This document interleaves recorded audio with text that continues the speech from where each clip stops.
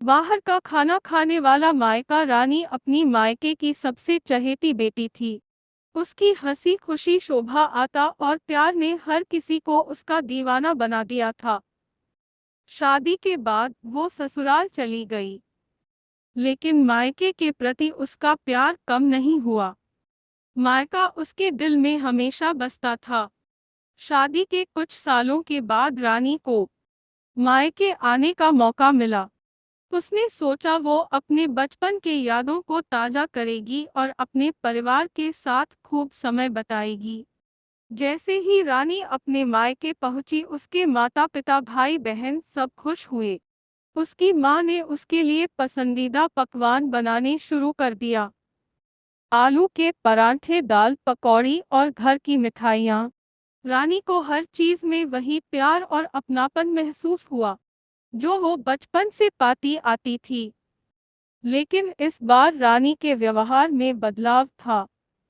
वो हर बार खाने के मेज पर शिकायत करने लगती।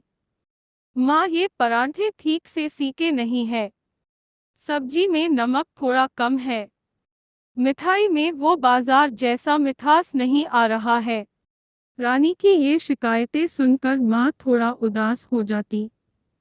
लेकिन उन्होंने ये सोचा शायद रानी को अब बाहर की खाने की आदत हो गई है। एक दिन माँ ने रानी से पूछा, क्या तुम्हें घर का खाना अच्छा नहीं लगता? रानी ने कहा, माँ, ऐसा नहीं है, बस अब बाहर की खाने की आदत पड़ गई है। ससुराल में भी अक्सर होटल से ही खाना मंगाते हैं, वहाँ का खाना ज्यादा स्वादिष्ट लगता है।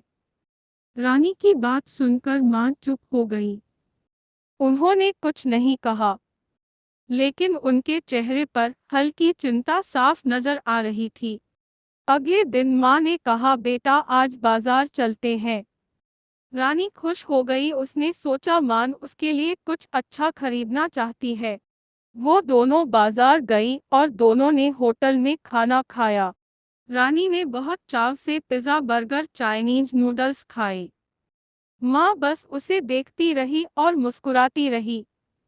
रात को घर लौटते वक्त माँ ने कहा, बेटा अब मुझे समझ में आया कि तुम्हें बाजार के खाने से इतना लगाव कैसे है। बाहर का खाना सच में अलग स्वाद देता है, लेकिन क्या तुम जानती हो, ये स्वाद सिर्फ कुछ समय के लिए अच्छा लगता है।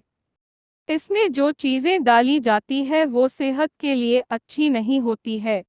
रानी ने हंसते हुए कहा, माँ आजकल सब ये खाते हैं, इसमें बुरा क्या है?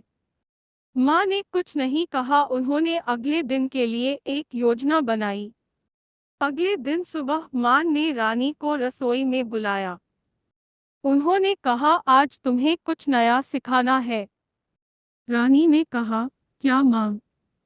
माँ ने मुस्कुराते हुए कहा, तुम्हारा पसंदीदा बाजार वाला खाना घर पर बनाना। माँ और रानी ने साथ मिलकर पिज्जा, आटा गूंथा, सॉस तैयार किया और ताजी सब्जियों से पिज्जा बनाया। फिर उन्होंने नूडल्स, बर्गर भी तैयार किया। रानी को ये सब बनाते बहुत मजा आया। उसने महसूस किया कि घर पर बना खाना न कि स्वादिष्ट होता है बल्कि सेहतमंद भी। जब दोनों ने साथ मिलकर खाना खाया तब रानी ने कहा, माँ ये पिज्जा और नूडल्स बाजार से भी ज्यादा स्वादिष्ट है। माँ ने हंसते हुए कहा, ये स्वाद प्यार और मेहनत का है। बाजार का खाना सिर्फ जीभ को भाता है, लेकिन घर का खाना आत्मा को तृप्त करता है। रानी ने माँ की बात समझ ली। उसने सोचा कि बाहर का खाना कभी काल चल सकता है, लेकिन माँ के हाथ का खाना, मायके की गर्मजोशी और सच्चा कोई नहीं हरा सकता है। जब वो मायके से लौट रही थी तो उसने माँ से कहा, माँ अब से मैं ससुराल में भी घर का खाना बनाऊंगी और वही प्यार और अपनापन डालूंगी जो आपने मुझे सिखाया है। इस बार रानी न केवल प्यार बल्कि एक बड़ी सीख लेकर वापस गई। उसने सीखा घर का खाना न केवल सेहत के लिए अच्छी है बल्कि हमारे रिश्तों में भी मिठास भरता है।